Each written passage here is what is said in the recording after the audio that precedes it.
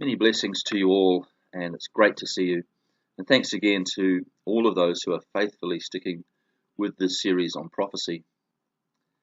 There's still so much to cover, and I hope you won't be going away anytime soon.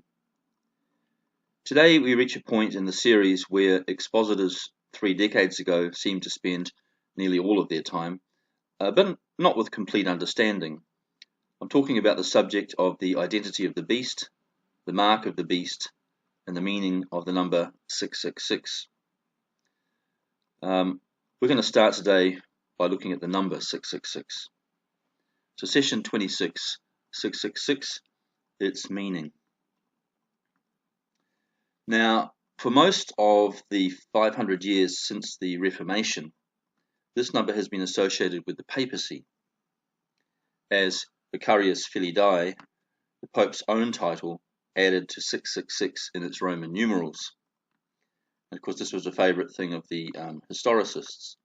Since 1844, Adventists have linked the number to pagan religion and worship of Baal and worship of the sun, with 666 also designating Sunday worshippers.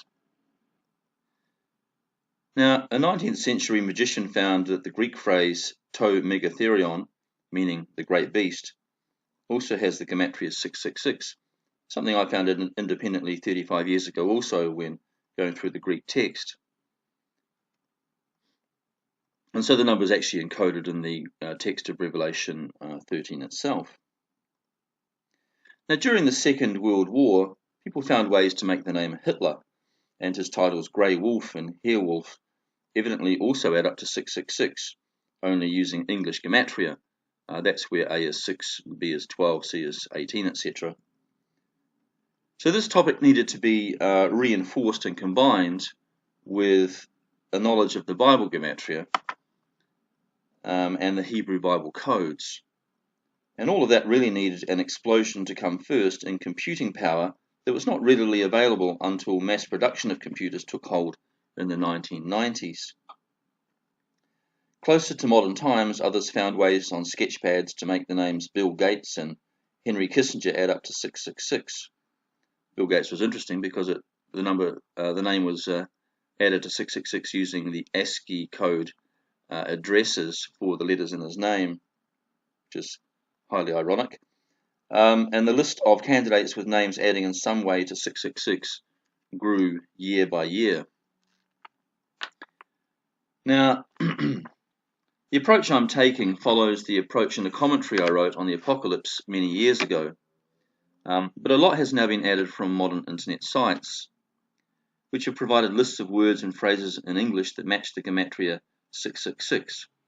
I've also done a couple of extra studies, for instance, showing that there are 66 different New Testament phrases to describe the sins of men, and that the Gospels mention the casting out of demons 36 times, which of course is 6 times 6. This continual recurrence of sixes just reinforces a general interpretation that 6 is the number of man. 666 marks out all of man's endeavours, his history, his shortcomings, his traditions, his pride, his bondages, his possessions, and his works. 666 is the number of human self-interest and humanism. It's also the number of the fallen angels, of giants, of demons, of fallen man, of false religion, of sin, and of human reliance on wealth and technology. In the Greek system of Platonic solids, the six-sided cube is the shape of the earth, and of man, 6 designates creation and cosmos in the Hebrew world. So let's launch into it and let's see some of these connections. So first of all, the physical creation is 6. First of all, in the Genesis account, we find there are 6 days of creation. There are 4 compass points, plus the nada and the zenith, so that makes 6. The atom, and therefore all matter, is made up of 6 internal quarks. The standard model, which is an atomic model, is built or consists of particles built around 6 hadrons and 6 leptons. There's a couple of diagrams here that sort of show some of the tables that set them out.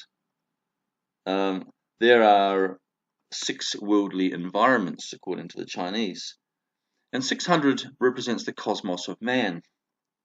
Indeed, the gematria of the word cosmos in Greek, which is spelt with a K, there are 6 letters in the word even, but the gematria is again 666 from K20 070 S200 M40 070 S200. And here indeed here is a full list of the actual numerical values of the Greek letters.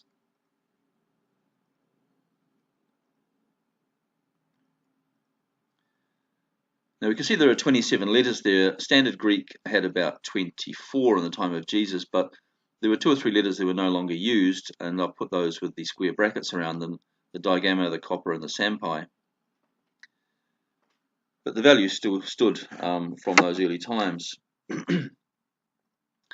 Now China itself, here's the Hebrew one, sorry. Hebrew also has a similar system where you go 1 to 10 and then you go 10 to 100, so 10, 20, 30 like that, and then from 100 you go 100 to 1,000, 100, 200 like this. Now China refers to itself as the Big Six, and the I Ching is symbolized by the hexagram and has 66 ideographs, which are in that diagram on the right there. There are 6 virtues, 6 obligations, 6 classes of ideograph, 6 domestic animals. And the Chinese like to point out that life is ruled by the number 6. China preserves an ancient understanding of this number. As we mentioned before, the Platonic solid that represents both man and the world is the 6-sided cube. The Platonic solid representing heaven and priesthood is the 12-sided dodecahedron. But again, that's a factor of 6, a multiple of 6. And there are 6 senses to the Chinese, mind also being one of the senses.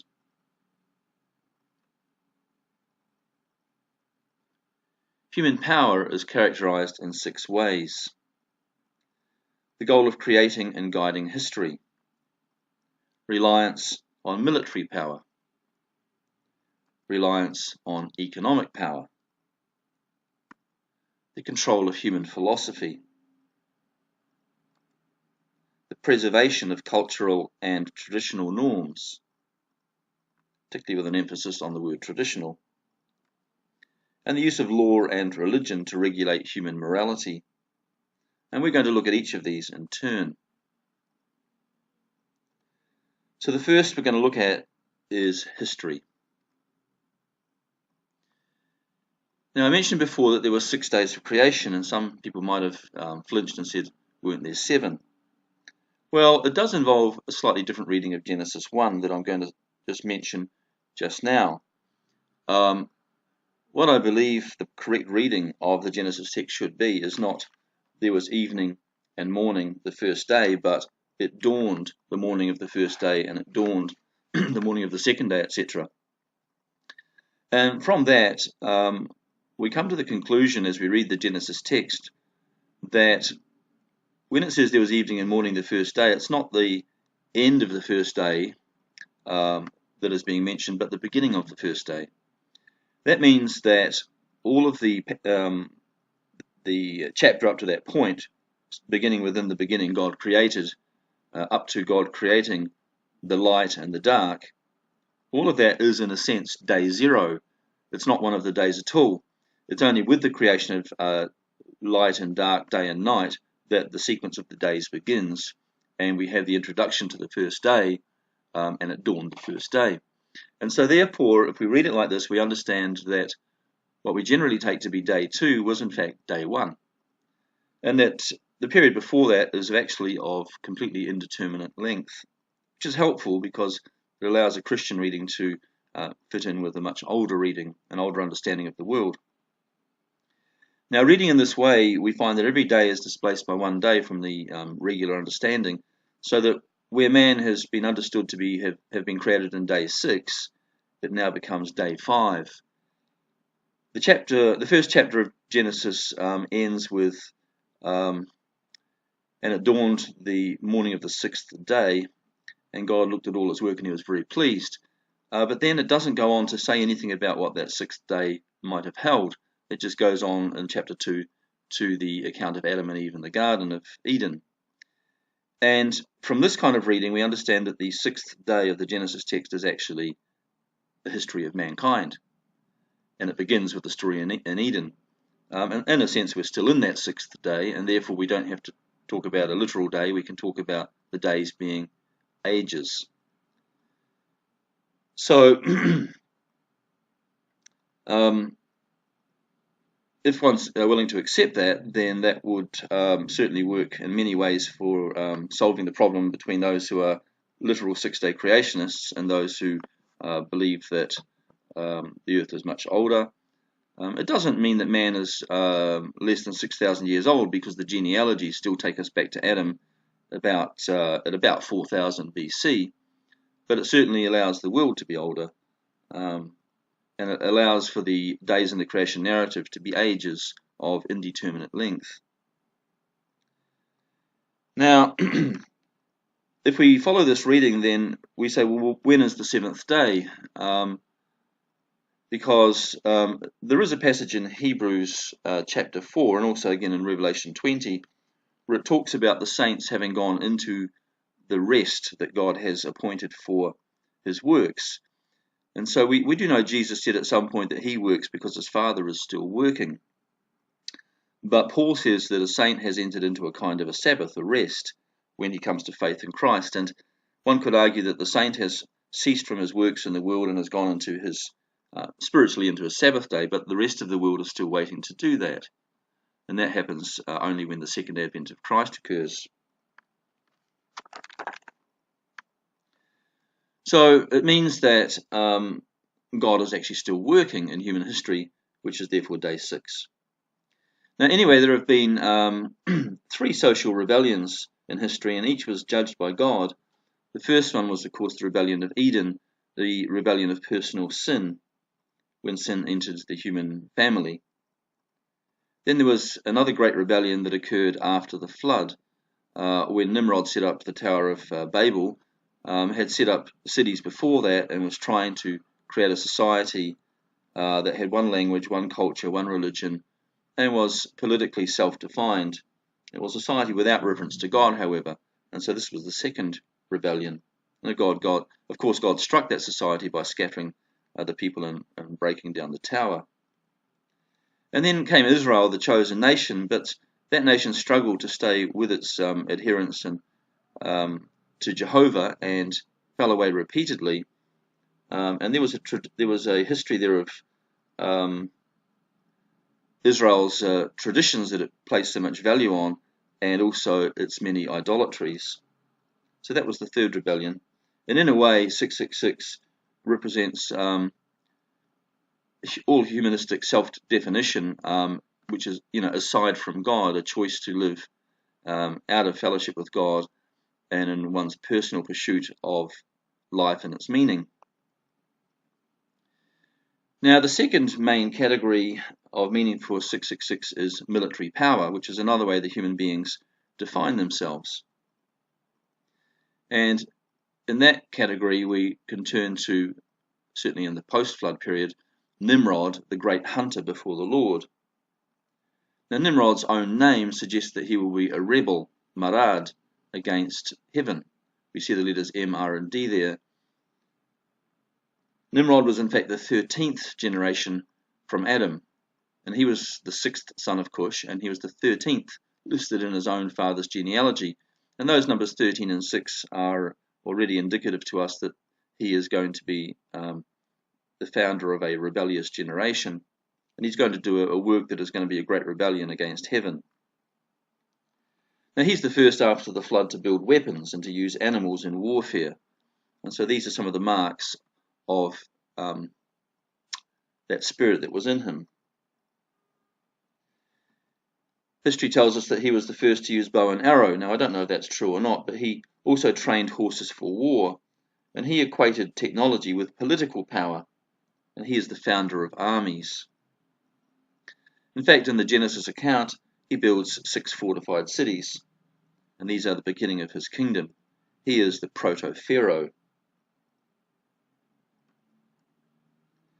Now, speaking of Pharaoh, we find that Israel actually spends 216 years in Egypt, which happens to be 6 times 6 times 6 years.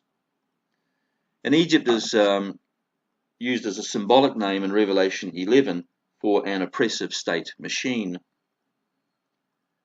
Remember, the Israelites were asking for straw to make the bricks, and Pharaoh denied them this and even told them to make more bricks without the straw. He just put them under slave labor to completely suppress them. So 666 is also a number of slavery to the system, slavery to the state. Now, that Pharaoh that was enslaving Israel happens to be Egypt's 36th ruler. And it's quite interesting because if we add up the numbers, 36 is 6 times 6 in the first instance, but if we add up the numbers 1 plus 2 plus 3 right up to plus 34 plus 35 plus 36, we add up all of those first 36 numbers, we find that the sum of those numbers is again 666. Now, in being Egypt's 36th ruler, we would think that would be enough, but he's also the final ruler of the 6th dynasty of Egypt. And with his fall, the old kingdom of Egypt comes to its end. His short title, as recorded in the Talmud, is Adkam. Now, his full title is much longer, but his short name is Adkam, and that also has gematria in the Hebrew of 66.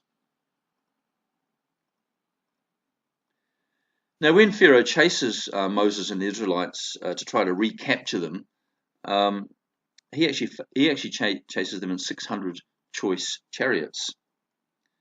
And that 600 now is pointing to the weapons of war. In 2 Chronicles 1, Solomon will buy 600 Egyptian war chariots. Not only that, but each chariot will cost him 600 pieces of silver. In Israel's history, we find that Issachar is known for its great warriors, for its fighting men.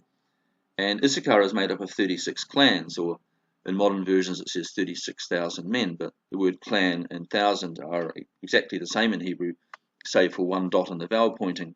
And there's a good chance that many of the thousands in the Old Testament are actually clans.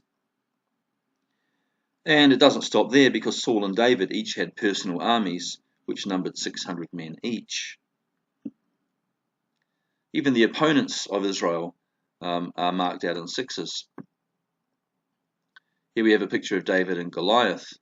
The giant Goliath was about 10 feet tall, but Goliath was one of 6 brothers in a family of giants. In fact, we're told that one of his brothers even has 6 fingers. There are 6 different titles for giants found in the Old Testament. First of all, Genesis 6:4, there are the Nephilim. Then in Genesis 14:5, there are the Rephaim. Deuteronomy 2:10, there are the Emim. At Joshua 15:14, there are the Anakim. At Genesis 36:22 and Deuteronomy 2:12, there are the Horim, or the Hurim. And at Genesis 14:5, there are, and there's 2 renderings of this name, but it's the same one, the Zumim or the Zamzumim. And these are the 6 names for the tribes of giants that are known about in the Genesis text. And in fact, if we want to look more closely, we notice that the giants first appear in the Genesis story at chapter 6. Indeed, they are fathered in mankind's 6th generation. And so we see that the 6 is a recurring theme. Here's a picture of a 6-fingered hand. Now, Goliath, following Joshua 11:22 and 1 Samuel 17, comes from a remnant of the Anakim at Gath. And Goliath was 6 cubits and a span tall. Now, a span was the width of a hand. That may be because there are 2 different kinds of cubit. One was slightly bigger than the other. Now, apparently he wore 6 pieces of armor. And the point of a spear weighed 600 shekels, according to 1 Samuel 17:7. shekel being a unit of weight.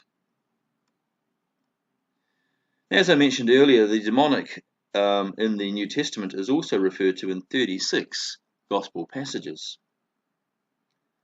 Jesus delivered the demon-possessed at Matthew 4:24, 8:16, 9:32, 12:22, 15:21, 17:18. Then at Mark 1:32, 7:25, 9:19, Luke 6:18, 9:39, 11:14, 13:11, and 13:32. The demonized woman with bowed back suffers for 18 years, which apart from being 3 times 6, is also 216 months, which again is 6 times 6 times 6.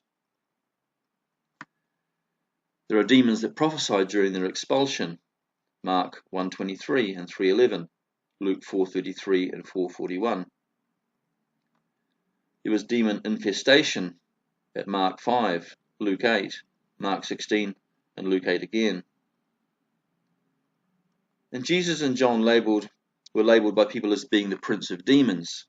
Of course, as a false accusation, but this occurred at Matthew 9, Matthew 10, Matthew 11, Matthew 12, Mark 3, Luke 7, Luke 11, John 10.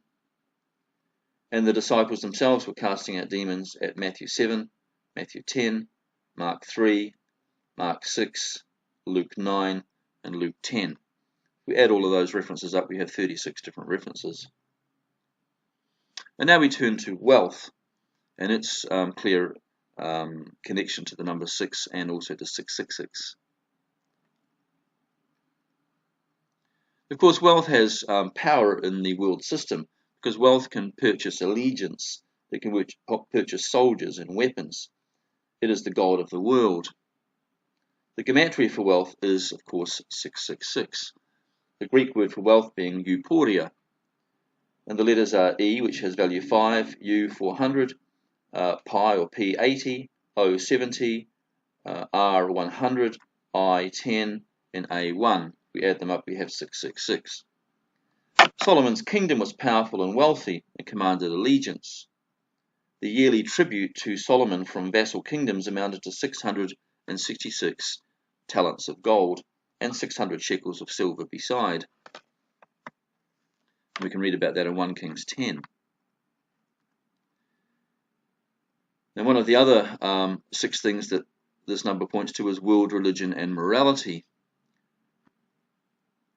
And when it comes to religion, here we have a picture of Nebuchadnezzar's great statue. Now, this statue was, of course, set up by King Nebuchadnezzar, and he wanted a world system, a single world system. He told people from all the nations to gather before the statue, and at a certain signal they had to bow down and begin to worship it. And of course his image was 60 cubits high by 6 cubits wide, again highly symbolic. The object of worship is clearly the king's own image, and it's also a human form. So it's worship both of the human being and humanism, but also of the state. It's a symbol of human society, state power, human enterprise, and humanism. Nebuchadnezzar seeks to absorb Hebrew religion into his own world religion, where God and state are now the god. And this was also the vision of Nimrod before him. The state, which is 60, and the individual, which are 6, are the center of a religion that is man-made. And this would be true of all the religions of the world, in fact.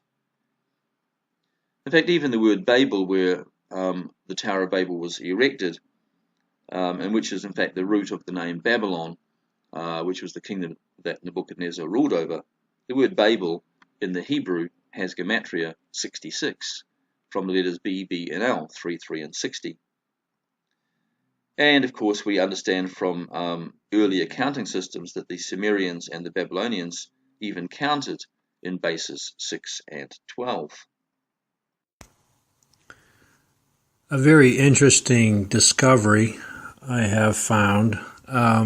Jared Kushner, the son-in-law of Donald Trump, is now owner of the building in New York on Fifth Avenue. That's the The address is 666. And housed in this building is a company, Lucent Technology, that is now basically turned into Nokia. But they're working on the FRID chip. Isn't it interesting that the FRID chip is being developed in a building? The address is 666. Now, it used to be the big number 666 used to be on the outside of the building. They recently have changed that to Citigroup because Citigroup has most of the building. But here is a young man that's about to be a part of the administration, the Trump administration, and he owns a building with 666.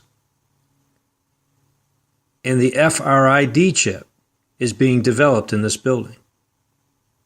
We know that's going to be the mark of the beast, folks. There's no question about it. We know that's part of the beast system that's being set up. Jared Kushner is a Jew, without question is connected to Zionism, along with Donald Trump. Ivanka is now a converted Jew. All the Trump sons are married to Jewish women, and his daughter Tiffany is dating a Jewish man. Isn't it? I mean, do you think this is all a coincidence, people? Can you see how, like the scripture says, they call themselves Jews, but they're not? They are the synagogue of Satan. They are not Jews. But someone like Ivanka that converts to Judaism, or is now a Jew, she's not a Jew. So we are seeing the development of this mark of the beast right before our eyes being developed in a building that is marked 666. I mean, I'm sure it's good real estate property as far as making a profit and as far as an investment, but who in their right mind is going to buy a building with that address? Unless there's something more sinister behind it all. Now, I recently found out that Jared Kushner has a temper, a quick temper, just like Donald. In fact, they say he's a lot like Donald Trump, and that's why they get along so well. Maybe that's why Ivanka gravitated towards Jared, because he was a lot like her dad. Oh yeah, I'm sure he puts on a pretty good show in front of people and acts like a really nice guy up front, but he's got a quick temper. And if he's anything like Donald Trump's a tyrant. So does that mean Jared is a tyrant? His dad was Jared's dad was put in jail, supposed to be for 2 years, but he ended up only 1 year, under Christie. Christie's the one that had him jailed because he was basically accused and indicted for bribery and campaign money. So basically trying to, in a sense, I would just consider it to be, lobbying, or going beyond lobbying, though, because he was bribing, trying to get some things done through, you're not supposed to do that, by the way. So, anyway, Jared didn't like the fact that Christie did this to his dad. So after Donald Trump chose Christie to be his, the person that was going to lead in putting together the people that were going to be in his administration, he was fired. Suddenly fired. Yeah, because Kushner fired him. Because he wanted him fired. Obviously, that's, right, vengeance. Right. That's Kushner saying, look, what you did to my dad, no. You're not going to work with us. Why would Donald Trump choose Christie, but then all of a sudden change his mind and fire Christie? Obviously, Jared Kushner had a lot to do with that. I'm going to tell you, brothers and sisters, if Jared Kushner wasn't who he is, as far as being married and all this, he would remind me of someone that could easily play the Antichrist. He's got the charisma. He's got that nice guy personality. But as I told you, they say he's a lot like Donald Trump. He's got a quick temper. And without question, Donald's always, usually, a woman is always going to choose for her husband someone that's like her dad. Usually that's what girls will do. They will usually choose someone that's like their dad. And if that's the case, that's who Jared Kushner is. So I just thought I would put that out there for you all to think about. Why would he buy a building on Fifth Avenue, 666? And let's go a step further. Why would he have his own office in there? Who would do that, right? Who would do that? Most people understand, they know what the mark of the 666. They know that is the mark of the beast. They know that. So why would they do it? Would you? If someone offered you a building for free, would you do it? And yet, guess how much he paid for this property? Including, he even bought the Rockefeller Center. Isn't that interesting? Rockefeller? The elites? The New World Order? And Jared Kushner bought that? $1 billion. $1 billion. I think it was 1.2 billion, but anyway, who's counting? Yeah, that's how much money was put up for this property. So, just thought I would share that with you. God bless you. And so we see from this video, by Overcoming the Dragon Ministries, that even Jared Kushner has bought the building at 666 Wall Street. And there are reasons for this. If you go into the YouTubes, you can find there are sort of Illuminati. There's a whole set of buildings in that area which form like a large pentagon in that area, kind of a satanic thing. And it's like he's bought a building there to disrupt that particular satanic stronghold in New York. But we find that within his building, people have hired the 6th floor, and it's that floor which is devoted to the RFID development, the chips that they hope to put into people. You may want to, if you're interested, watch some videos entitled "Are You Ready to See Wonderland?" and that'll tell you a bit more about why Jared Kushner bought this particular building in New York. Now, the origin of the Sumerian counting system seems to be the division of the year into 360 days, then 60 arc minutes per degree and 60 arc seconds per arc minute. And this is a human measure of the world. Of course, 60 times 6 is 360, and 60 times 60 is 3,600.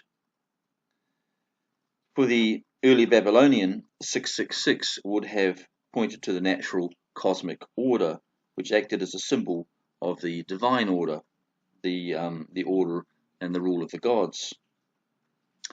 Egypt, Greece, and Rome, they all followed suit after the early Babylonians and the Sumerians, and they erected huge images of their deities, and many were given the ability to speak, although this was done through technological trickery.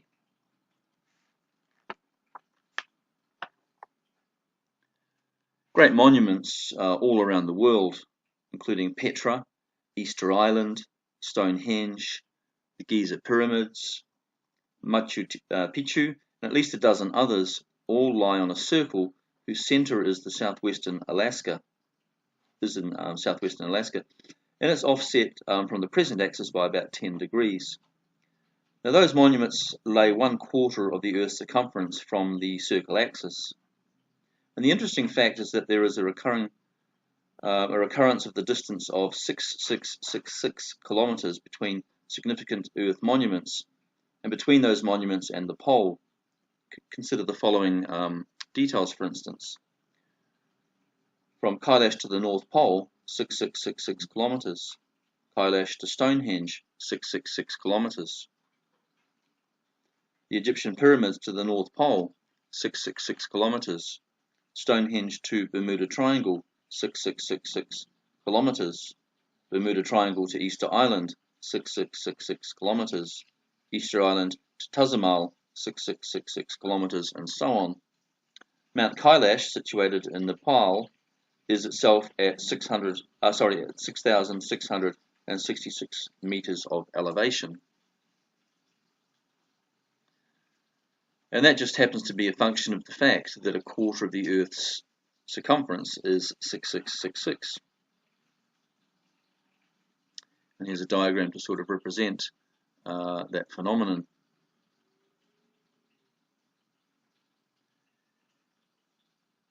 Now we find that Christ, he labors in Caesarea Philippi for 6 days, and here's a picture of some of those ruins that have been rebuilt. And after 6 days, he's transfigured. Now, Caesarea Philippi is a miniature version of Babylon the Great, the world system. However, it's just situated inside Israel. And a statue of Caesar stands in the city, along with temples to various pagan gods. It's within this idolatrous environment that Peter acknowledges that Jesus is the Son of the living God and receives Christ's blessing. Jesus also reveals there that he must suffer and die at the hands of the world system to bring God's true salvation. Later, Jesus will walk 60 stadia to Emmaus as he opens the scriptures to his 2 disciples after his resurrection.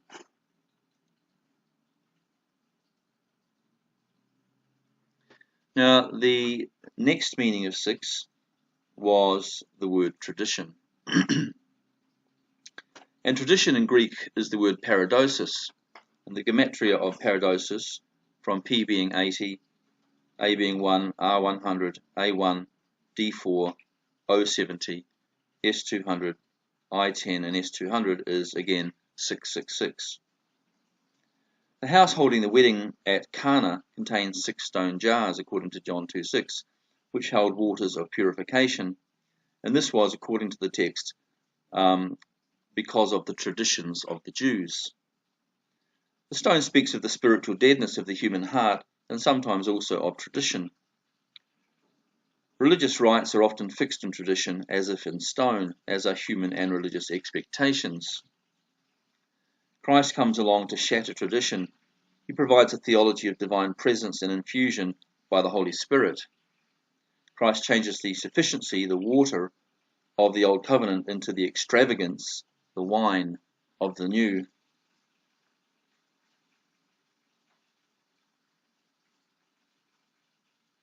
In Revelation 6:15, society's ranks and files are indeed laid out in a 6-fold list. First, there are kings, which are rulers and prime ministers and all those people. Then there are the great, such as politicians and the rulers of corporations and things. There are chiliarchs, which in Greek literally is the rulers of thousands. But these are the ones who inherit or receive power from the great. They are the authorities, the civil rulers and civil authorities. There are the rich, who have power through ownership and the allegiance of others. These would be factory and landowners and the likes. And then there are the strong, those who are admired for their enterprise, for their ability, for their cunning, and also for their military power. And in this category also there could come the military and the armies and those kinds of people.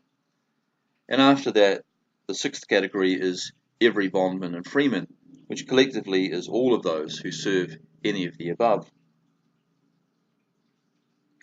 The sinners in Revelation 9 are similarly devoted to 6 different things. They're devoted to demons, which is a short way of saying demonic philosophies and principles. They are devoted to materialistic idolatry, and the list there is also sixfold.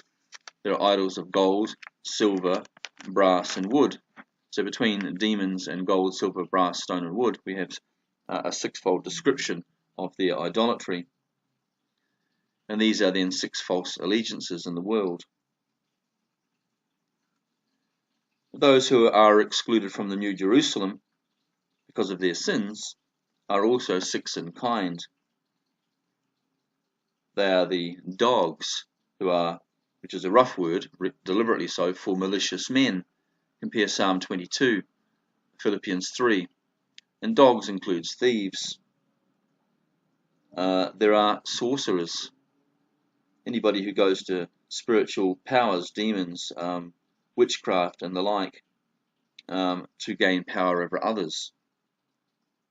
There are, of course, fornicators who are unclean, fornicators is a broad word in Hebrew. It means any sexual uncleanness whatsoever, and this covers a broad sweep of incest, homosexuality, people that take sexual gratification by violence.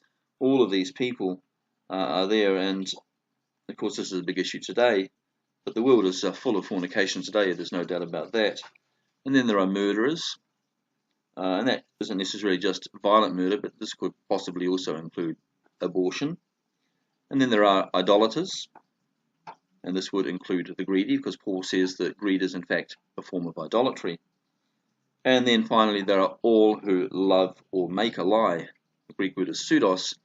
It's a broad word meaning falsehood. So it's not just to tell a straight lie, but it's any kind of deceit, any kind of half-truth, any lack of information even that could lead to somebody losing their goods.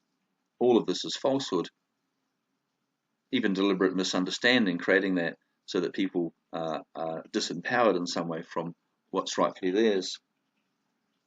And the works of the flesh are described in 66 phrases in the New Testament, and I'm going to go through these 66 phrases, so please be patient. But here they go. Adultery, and I'm going to put the Greek words at the right in brackets. I'm not going to read them all, but you can see for yourself. So there's adultery, number 1. Then there's fornication, uncleanness, lasciviousness, idolatry, witchcraft and drug taking, hatred, variance, emulation, wrathfulness and anger, strife. Number 12, murder, drunkenness, disorderliness or reveling, theft, blasphemy, looking to harm, evil thinking, argumentativeness. Number 20, covetousness. 21, wickedness, deceitfulness, vengefulness or having an evil eye, the Greek idiom, greediness or envy. Number 25, pride, foolishness, false witness, the love of self, the love of money, boastfulness, arrogance, disobedience to parents, ungratefulness, unholiness, cold-heartedness, irreconcilability, that's like a lack of forgiveness, malice through gossip, lack of self-control, intemperance. Number 40, brutality.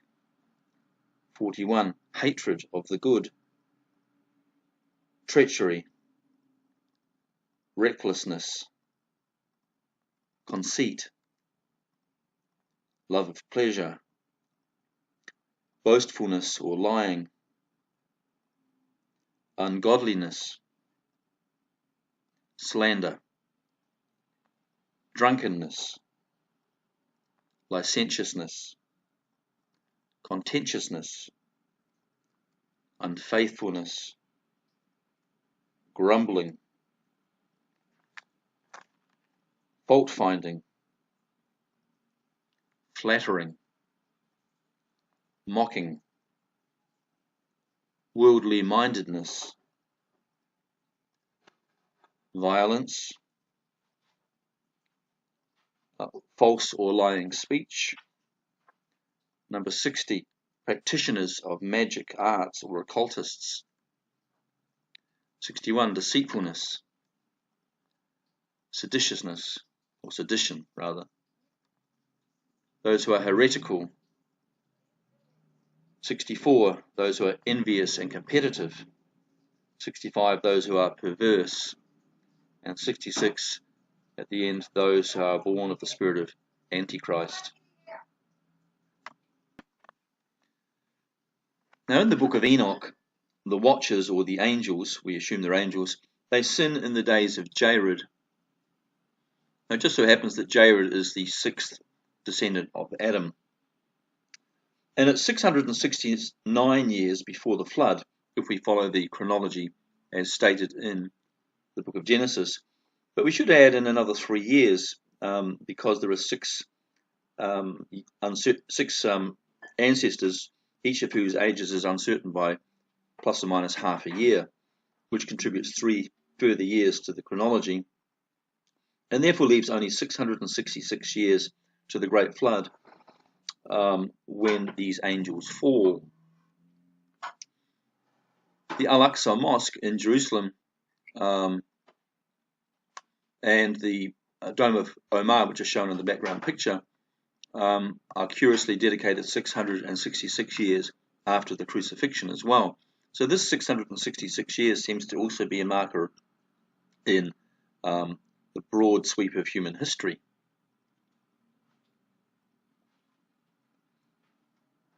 Now, the date I have for the Al-Aqsa Mosque being 666 years after the crucifixion works from a 6 BC birth date for Jesus Christ, a 28 AD crucifixion, and the dedication being accepted as being 694 AD, not the 691 or 692 that is often touted in Islamic and other works, because the actual dedication was 2 or 3 years later, according to a British researcher, and now generally accepted to be 694 AD. And so that 666 years seems to be correct. Now, this dome, in fact, was built to honour Ishmael, who Muhammad claimed, well, it wasn't Muhammad, it was someone after him, claimed was the true chosen son of Abraham, only that Isaac had stolen his birthright and falsified the history afterwards. So Islam was founded in the days of the 66th Pope as well. Now, of course, if we accept that the popes are true successors of Peter, we could say that Islam arose in the days of the 66th false successor to Peter. Islam, for its part, sort of rejoices in the fact that the Quran is a work of some 6,666 words, and this is one of the things we find written even in the kindergarten books in countries like Pakistan. It's almost the first fact the children are taught, as if this was somehow significant. Indeed, it marks out the Quran as completely a work of man. The last Antichrist, as a rebirth of Nimrod and the representative of all human aspiration, should be utterly characterized by the number 666. And this, of course, is what Revelation 13 is, in a way, telling us. Many are searching, of course, for a name or a title that has this numeric value, hoping to identify the Antichrist through the value, the number of his name. The letters of such a name should themselves speak of the nature of such a person. And of course, the letters that make up 666 are Chi, Xi, and Digamma. The letter Chi has a value of 600, and it sort of denotes cosmos, the human senses, and one's sense of self. The Greek letter Xi, which has a value 60 in the gematria, speaks of support. It means to magnify and it means to represent. And the Greek letter Digamma, which has value 6, is associated with the idea of serving or to be in servitude. And so 666 could be thought of serving and magnifying oneself, which in a sense ties into the boastful, self-praising horn of Daniel 8:25, which is a figure also of the Antichrist, the man of sin. Preterists believe Nero Caesar was John's great Antichrist. Preterists are those who believe the whole book of Revelation was fulfilled even within the days of the initial apostles in the very first generation after Jesus Christ. And so therefore they're looking for the Antichrist in their own generation, which was necessarily then the ruler of the world, Nero Caesar. He was also the one that instigated a great persecution against the church, and that seems to fit well with those ideas of the Great Tribulation. Now, in Greek, the letters of his name, Nerun, the English transliteration being Nero, there's also 666. Now, the presence of a variation in some early Christian manuscripts has 666 appearing as 616, but this also points to Nero. And there may have been a deliberate emendation there by early editors before the text was standardized, because in the Latin, the spelling of Nero Caesar does add up to 616, whereas in the Greek, which adds a final N to his name, which has a value of 50, the Latin 616 becomes the Greek 666. It certainly demonstrates that the early editors understood what the 666 denoted and were trying to find that name in people like Nero Caesar, but when they did his name, they would have found out that it was 616 and not 666, and so they would have perhaps wondered whether to make the number work in Latin or in Greek. In any case, it appears that 666 was the original value written in the Hebrew or Greek text of the book of Revelation.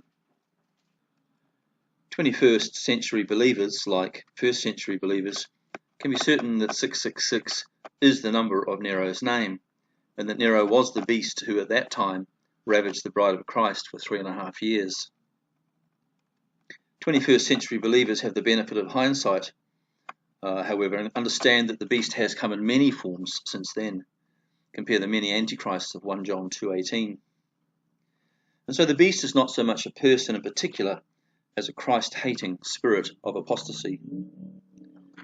It is also the ravenous spirit of human empire. Human empires are humanistic substitutes for the kingdom of God. And we have here a chart formed by the Seventh-day Adventists who adopt the historicist interpretation of the book of Revelation and look for various signs of the 666. Of course, the famous Vicarius Filii, they'll speak of quite often, but this one here, this chart, is kind of curious for how it works out. They have taken all the popes since 1798. Now, 1798 was the year that the papacy actually was terminated by Napoleon, only to recover again in 1814, when Napoleon and his forces were replaced. Now, since that time, there's been Pius XII, Leo XIII, for instance, and the secret here is if Leo XIII, if he's the 13th Leo, you add up the numbers 1 to 13, 1 plus 2 plus 3 up to 13, hence giving the 91 in the right-hand column. Gregory XVI, you add up 1 to 16 to get 136, etc. Now, he's got a couple of anti-popes there as well, which don't contribute to the count, and he says that the man to come will have his own new name and therefore he'll be the first in his own line, so he'll contribute 1 to the total. Now, if we add up all those popes in this reborn papacy since 1798, we get a total of 666. And that comes from the website www.666beast.net. That's an Adventist article that describes this. Now, regarding the absence of Benedict XV in this list, notice that it went from Benedict XIV at number 4 to Benedict XVI as the first antipope, but Benedict XV is missing. Now, Benedict X was actually deposed. Therefore, Benedict XV is actually an error in the official count. His real number is actually 14. So Benedict XV is here listed as Benedict XIV, but historically he would be called Benedict XV. Now, it's been the rule that whenever there was an anti-pope, the next pope taking that same name should take the same number as the pope that was deposed. In Benedict's case, of course, that number was skipped, and it went to 16 instead of staying at 15. And the same occurred with John the 16th. In the table that follows, the information in each column comes from the following sources. In column 1, we have www Riding the Beast, comments, 666 English Gematria, and I think these links will show on the screen in a moment when I put them up. Column 2 is from a matteroftruth.com, and column 3 is from angelfire.com, but there are actually other sites as well that produce these kind of results. I put them in a tabular form just for the sake of space as much as anything else. Now, I haven't tried all of these in English personally to know whether they all work. I'm told that they do, or certainly people think they do. So let's have a look at some of these modern English phrases that all add up to 666, and it's quite amazing how many of them there are. Digital ID chip, bioimplant, e-identity, and the key for English is that A is 6, B is 12, C is 18, etc. So you're sort of giving the numbers from 1 to 26, but you're multiplying everything by 6. If you did it in English with A as 1, B as 2, you would be looking for a total of 111, so that you could say that with everything multiplied by 6, you would get 666. It might be easier to do it with a 111 total in mind and work from there. And we see that as we go through, we have many ARFID body tags, 666, satanic mark, 666, forehead sign in the middle column, 666. Even though it's bad grammar, a ADSX biochip, 666. Bioimplant, 666. Mark of the beast, 666. I don't know if it does add up to that, maybe it does. Monetary, 666. So there's definitely, the 666 marks so many things in our lives, all the things that we usually associate with our earthly life. And then there's also some religious signs, satanic magic, 666. Zodiac wheel, 666. Wiccan pagans, 666. The papal state, 666. The Fatima miracle, 666. Islamic lies, 666. Sharia laws, 666. So there are so many that add up to the same number.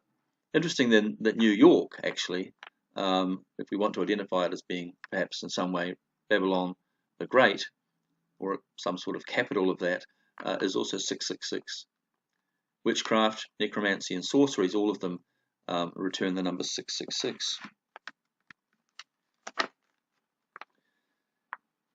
And we have more. The name Kissinger was 666, vaccination 666, Monsanto 666, and a few others. You can see them for yourself. In fact, even Santa Claus ends up being 666, I believe. Sheol, the devil, end time aliens. Even in there for Buddhism, Confucius 666. What else is there? Book of the Dead 666. And you see there's some repeats from one site to the other. Remember, the left-hand column is one site, the middle column is another site, the third column is a third site. So there is a little bit of sharing of these between the sites. What else have we got here? The computer 666, a false market 666, geneticist 666, Santa Claus down there 666, sort of a false Christ-like figure, you see. What else that's new? An absence of God 666. So I think we have one more page of this, do we, or not? No. So others have shown how the number 666 is, for instance, attached to the name William Gates III, if taken from the ASCII set values for the letters of his name. And you're aware that every letter and number on your keyboard has its own address. So I don't know exactly what they are anymore, but if you add up the addresses of W-I-L-L-I and William Gates III, for instance, add them together, you'll get 666. The Prince of Wales, who was the son of Charles and Diana, who a certain group seem to think is the Antichrist in waiting, he also has been identified with the number 666. Henry Kissinger, for many years, and he was the old US Secretary of State who tried to broker peace deals in the Middle East, and who still thinks a new world order can be established in his lifetime, although he's now well into his 80s. His name has also been identified with the number 666. We just take a quick look at a video regarding some words spoken by Kissinger a couple of years ago.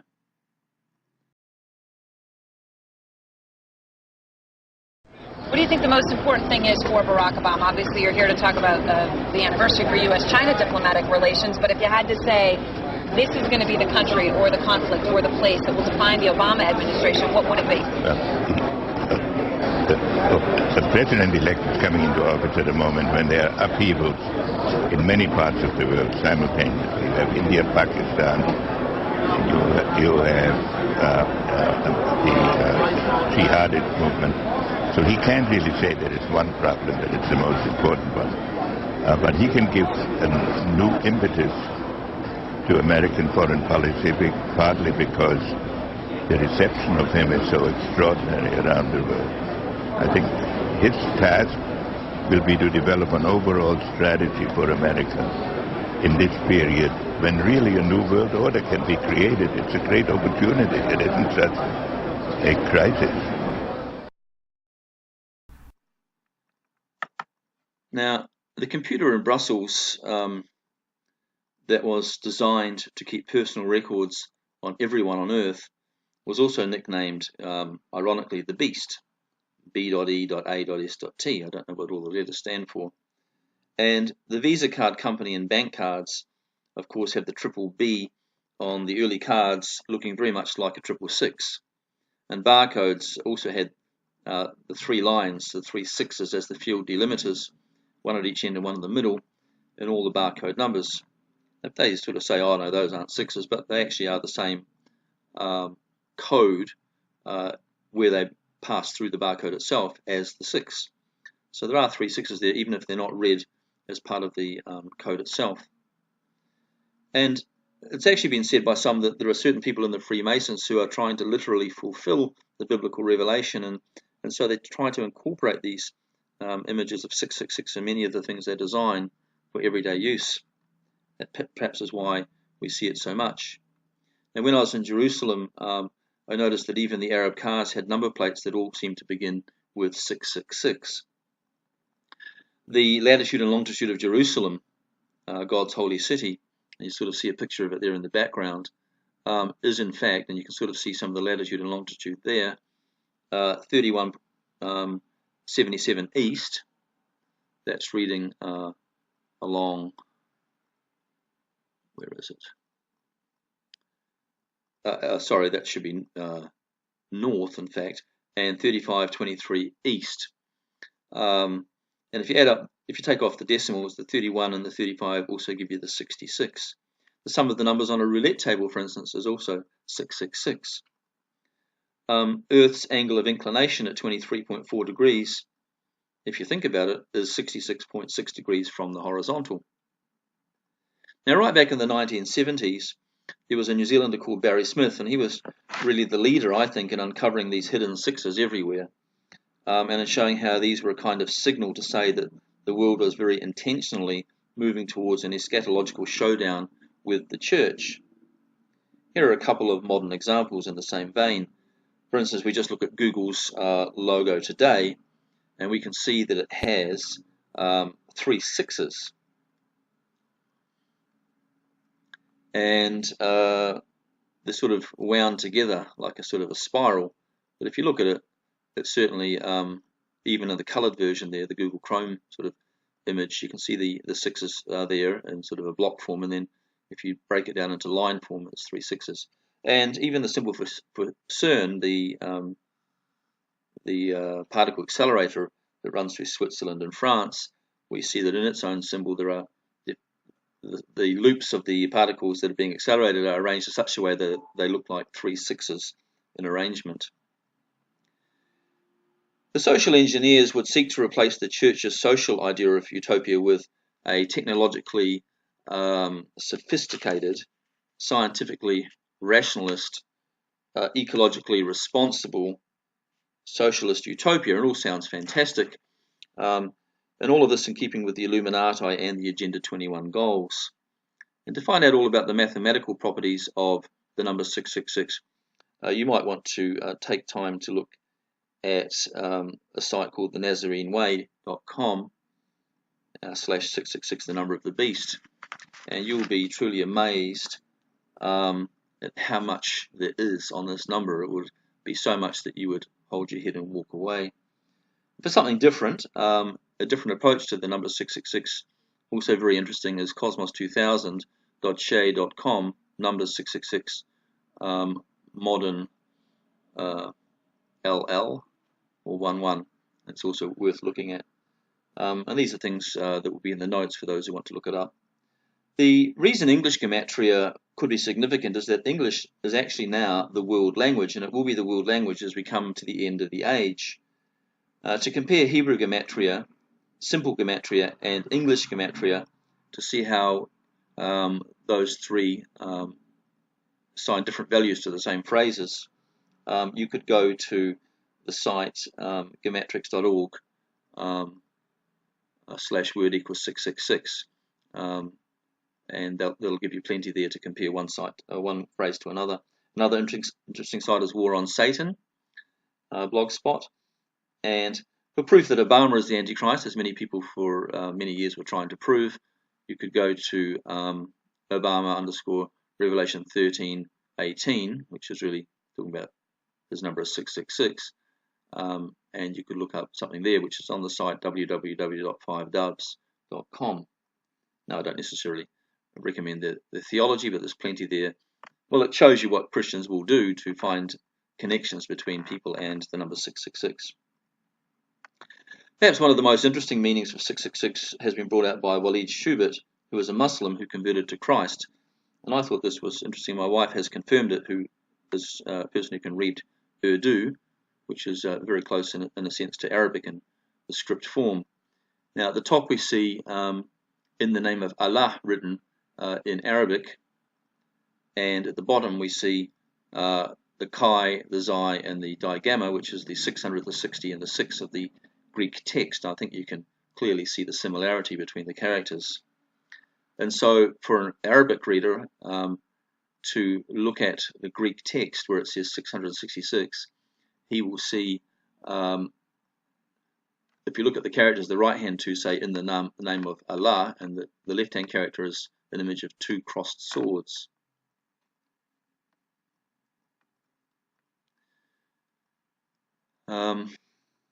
Now, if Walid's reading of the ciphers is correct, the fact that 666 is written in the 3-letter gematria form and not in the words 600, 60, and 6 may be a clever device under the inspiration of the Holy Spirit to say that 666 somehow also has formed a word prophecy, a picture prophecy rather, of the rising of Islam at the end of the world. Islam, in other words, is a perfect end of days representation of humanism and religion in one, and of the age-old struggle for empire in general. It's a struggle for religious empire and religious control. It's also a struggle for recognition through religion. It gives a very specific expression to the rewriting of history as the history of Islam. For instance, saying that Jesus was a Muslim and that all of history really was a Muslim history in disguise, only revealed at the very end. It hugely relies on the threat of military terror to maintain control, which is what secular empires also do. It hugely relies on trade and commerce for its wealth, as secular empires also do. But within the Islamic world, they leave the manufacturing of goods generally to others. The Islamic world also didn't really even use ships. It used overland ways of transporting things. It's a system, of course, of philosophical control. It controls the way you think and what you must believe. You can't really deviate from it without running into serious strife. It's a system that defines much of its culture from its traditions, and one is forced to conform to those traditions and not to defy them, or one is considered to be defying God. So there's that power of tradition we talked about, and we've already identified tradition as identified by the number 666 earlier on. And it's definitely a system that uses law and religion to control human morality. So what you do is right or wrong based on whether it conforms to the Quran, irrespective of what one might feel about it as a human being. Now, these were our original 6 points for defining the character of 666 at the very outset of this talk, namely the use of military power, the use of wealth, the use of philosophical control, culture, law and religion. I think that's the 6 there, law and religion. And since we're already in Revelation 13 for the study of the topic of 666, I think we'll also take the time now to consider what we can of the identities of the two terrible beasts that appear there, one standing in the sea and one standing upon the land. I think this would be quite enlightening to us all. So let's have a look at the text of Revelation 13:1-18.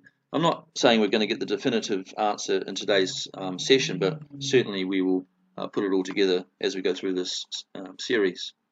We've already spoken of the role of Islam at the end of the age. So, Revelation 13:1-18. And I stood upon the sand of the sea, and I saw a beast rise up out of the sea, having 7 heads and 10 horns, and upon his horns 10 crowns, and upon his heads the name of blasphemy. And the beast which I saw was like unto a leopard, and his feet were as the feet of a bear, and his mouth as the mouth of a lion. And the dragon gave him his power, and his seat, and great authority. And I saw one of his heads, as it were, wounded to death, and his deadly wound was healed, and all the world wondered after the beast. And they worshipped the dragon, which gave power unto the beast. And they worshipped the beast, saying, Who is like unto the beast? Who is able to make war with him? And there was given unto him a mouth speaking great things, and blasphemies. And power was given unto him to continue 42 months. And he opened his mouth in blasphemy against God, to blaspheme his name, and his tabernacle, and them that dwell in heaven. And it was given unto him to make war with the saints, and to overcome them. And power was given him over all kindreds, and tongues, and nations. And all that dwell upon the earth shall worship him, whose names are not written in the book of life of the Lamb, slain from the foundation of the world. If any man have an ear, let him hear. He that leadeth into captivity shall go into captivity. He that killeth with the sword must be killed with the sword. Here is the patience and the faith of the saints. And I beheld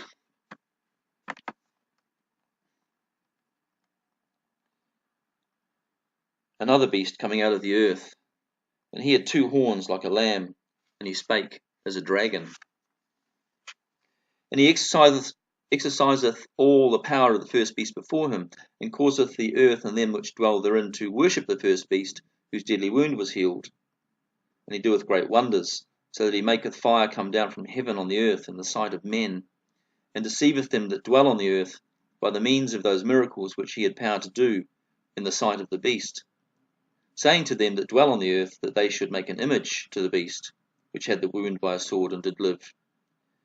And he had power to give life unto the image of the beast, that the image of the beast should both speak, and cause that as many as would not worship the image of the beast should be killed. And he causeth all, both small and great, rich and poor, free and bond, to receive a mark in their right hand or in their foreheads, that no man might buy or sell, save he that had the mark, or the name of the beast, or the number of his name. Here is wisdom. Let him that hath understanding count the number of the beast, for it is the number of a man, and his number is 666. Here are some of the questions and observations we need to carry with us as we strive for a conclusion. Has the world reached a stage where the first beast is not a particular nation or empire of men, such as Babylon or Persia or Greece, but can be seen now more generally by Christ as the spiritual empire of the Antichrist and Satan?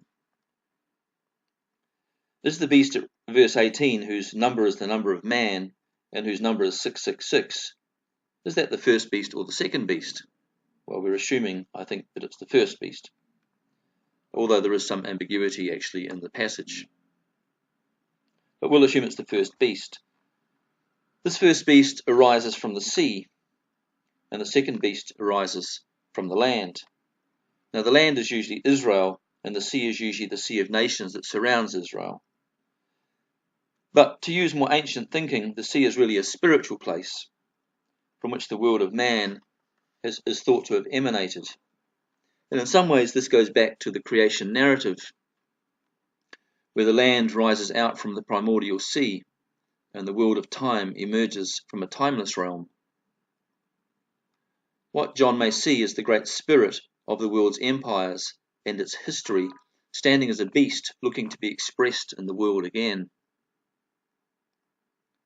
Its 7 heads are the 7 heads on Daniel's 4 beasts, which represented Babylon, Persia, Greece, and Rome, and now, as always, they represent a spirit of world empire. Rome, one of the main fronts, or heads, in this quest for world dominance, was wounded to death when the papacy died in 1798 under Napoleon, but was reborn at the end of the Napoleonic Wars in 1814. In terms of Jesus' own apocalyptic simplification of the world, these earlier empires are all expressions, that is, heads, of a single spirit of empire. The beast of Revelation 13 is no longer a specific empire of the world like Russia or America or Europe, or the Vatican even, but is now instead the entire kingdom of Satan. Its final king is Lucifer. Like everything else in the apocalypse, it boils down to the existence of 2 polar opposites. There are only 2 kingdoms in the apocalyptic world, the kingdom of God and the kingdom of the Antichrist, the spiritual seed of unrighteous Cain and the spiritual seed of righteous Abel. The wound to the papal head in verse 3 is different to the wound to the whole beast in verse 12. The wound at verse 12 refers to Christ's conquering of the devil at Calvary. Verse 3 refers more to the fall of the papacy in the late 1700s. The emergence of a Christ-defying kingdom at the end of time has the appearances of a fatally wounded beast that has now healed, and which is now empowered of a very angry and violent spiritual dragon. Now, the second beast is notably priest-like in its activities. Its function in the world system is to point the minds of men to the first beast and to bring society into obedience to that beast. This is the beast, of course, of world empire. So the second beast is pointing everybody to embrace that one world empire. The first beast emerges from the sea of social and political chaos, as the land once did from the primordial sea, which was a seething mass. Its political role is to subdue and order the masses. One of its most powerful tools to achieve such submission is the power of religion. The second beast is its religious and philosophical voice, as it always was in all the empires. The second beast makes its presence known by erecting an image to that beast, that first beast, making that image speak and enforcing worship of that image. It also causes all to receive a mark on the hand and the head. And this mark can be the number or the name of the beast. And note that in Apocalyptic, a number is a symbol of a name. Enforced worship and reception of the number or the name are all methods of control.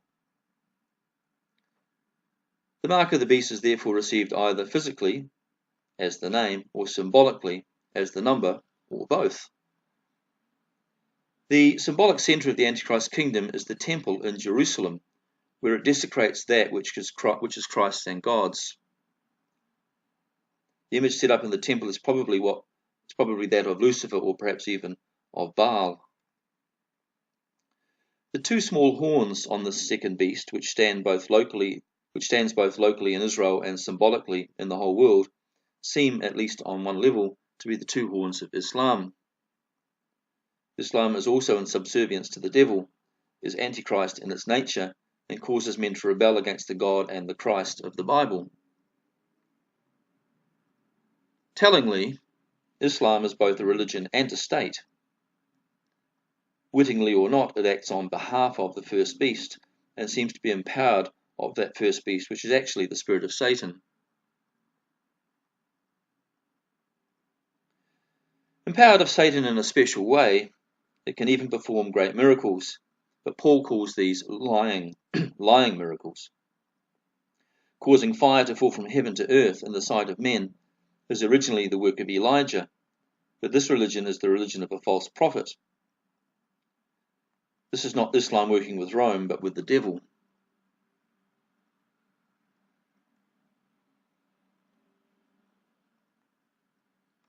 The tenets of Islam that enforce subservience to the worship of Allah, or death, are the mirror of those in the world, which enforces submission to state control or loss of the means to live.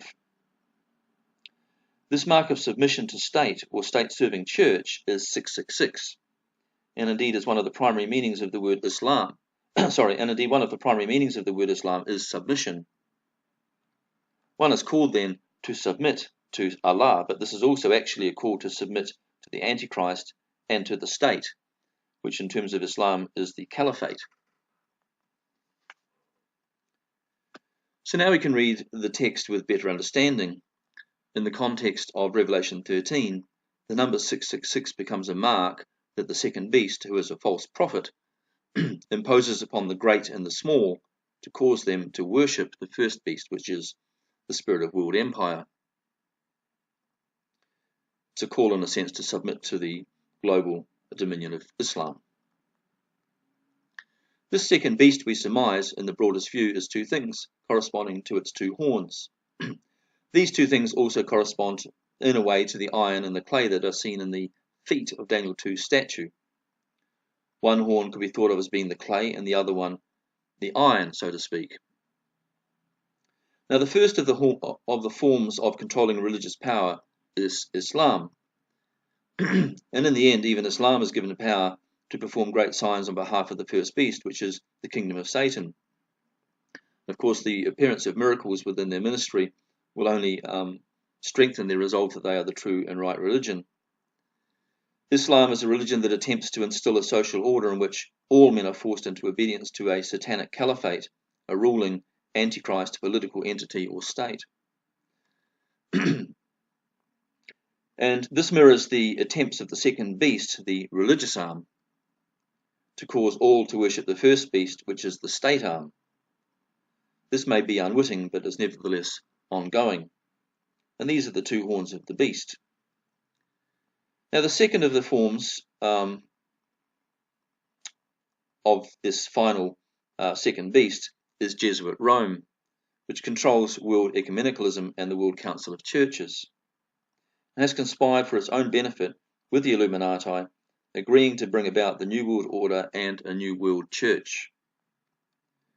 Now, these two beasts, acting as one, represent the final great spiritual apostasy, and both are as apostate as the devil himself.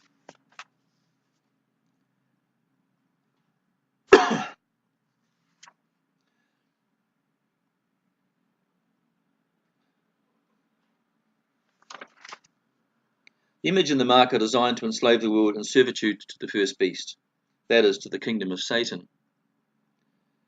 The symbolic number for allegiance to Satan is 666. The mark is either the number or name of the first beast, verses 16 and 17. The number we know already, it is 666, but the names of the first beast are manifold and written all over the beast. Each is a name of blasphemy, but collectively they fall under a single name, which is Kingdom of Satan. The name of the second beast in the modern day is apparently Islam, just as the ciphers that write out the number say, in the name of Allah. I think we can say that we have shown that 666 is the mark or influence of Satan on our lives. Everyone that has this mark will be thrown out of God's kingdom. To find the life of God in Christ, we must forsake the world. We must have the devil's mark of ownership removed from our heads. That's our hearts and minds. And from our hands, that's our way of doing things, our deeds. The mark has to be removed, and we must instead put on Christ and receive a new life. And with that, a new number on our heads and hands, the number of the kingdom of God. Two of the new names on the saint's head are now New Jerusalem and Holy to the Lord. The third new name is very probably the name Jesus itself, and within this name are the names of the Father and Son. The number of that name, if we were to go there, is probably the number 888, the gematria value of the name Jesus, and a number designating resurrection and life. But the head may also bear the number 153, which designates sons of God in the Hebrew text. Unfortunately, the Illuminati, who we have recently studied, have already laid some claim to the blessing associated from this number, because it was in 1776 that the Bavarian Order was formed, and 1776 is, as it happens, 2 times 888. Now, to recap then, the beast's or the state's role is to subdue and order the masses. One of its most powerful tools to achieve submission is religion. The second beast is its religious voice. The second beast makes its presence known by erecting an image of that beast, making that image speak, and enforcing worship of that image. It also causes all to receive a mark on the hand and head, and this mark can be the number or name of that beast. Enforced worship, number or name are all methods of control. The mark of the beast is therefore received either physically, as the name or identifier, or symbolically, as the number, or both. And in computer systems, one's name is in any case a number, and all of these methods are possible in the modern day. Anyway, that's it for tonight. So much was touched upon, and I hope that Revelation 13 will come alive as you read it now. Next week we look at another pillar of understanding when it comes to prophecy, which is the topic of the days of Noah. We're going to take a long look at what Jesus meant by his comment that in the days of his coming, it will be just like the days of Noah. On the back of that study, we will look at some modern topics being talked about in alternative Christian circles, such as the topic of giants, genetic engineering, human alien and human alien hybridization programs, and the devil's final attempt to deceive humanity, a terrifying invasion by demonically controlled UFOs, where demons and bioengineered hybrid bodies posed as our alien saviors. Into that mix we may discuss the 2017 news that the Ark of the Covenant has been found in Arabia and conveyed by Russian warships to a Masonic stronghold at the South Pole, only a few hundred miles from where many of the fallen angels have been held in captivity for many centuries. But that study has not at this stage been written yet, but perhaps we'll leave that for a question and answer session. So some weird stuff indeed coming up, but worth knowing about for the sake of being up to date with the discussion, and I hope we'll see you all again next week. Until then, have a great week and bye-bye.